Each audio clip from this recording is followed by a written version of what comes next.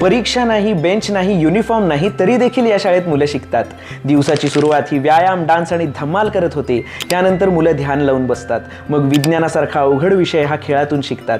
निसर्गात जाऊन रंगांची मैत्री झाली की ते रंग प्रत्यक्षात उतरवतात. आधी देशाची संस्कृती समजून घेत मग इतिहास शिकतात.